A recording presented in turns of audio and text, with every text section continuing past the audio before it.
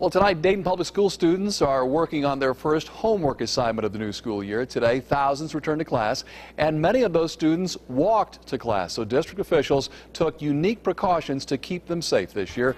Megan O'Rourke with more in our School Patrol report. With fewer kids riding the bus and more kids having to walk to school, safety has become a big issue for Dayton Public School leaders. And that's why this summer they also hit the sidewalk looking for the safest routes to school. We all know the quickest way from point A to point B is a straight line. But as DPS officials found out this summer, the straight line isn't always the safest way to go.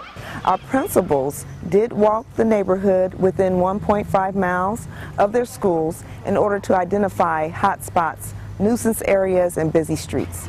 DPS Director of Family and Community Engagement, Tony Perry Gillespie, says they came up with a list of potentially dangerous properties or hot spots and used the information to formulate suggested walking routes for students. They know the area and they can give the parents comfort in knowing that they've walked that route.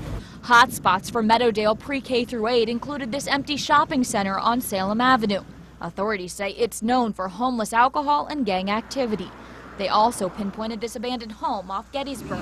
It's important because you got to make sure that, that they stay away from that kind of stuff. They just need to go to school and come home. They don't need no in-between stuff, just make it safe for them. It makes me feel better that they have identified them, but at the same time, it's still not really a good thing for those kids to be walking out in that type of area like that. With not even just like drug houses, but even with sexual predators and everything like that. That's so, I don't even understand.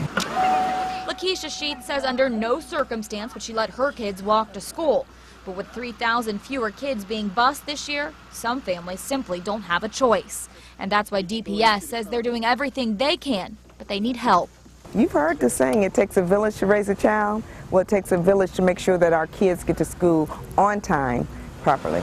And for more information on the safest walking routes for your student, Dayton Public School leaders say just to check with their school. Reporting in Dayton, Megan O'Rourke, 2 News.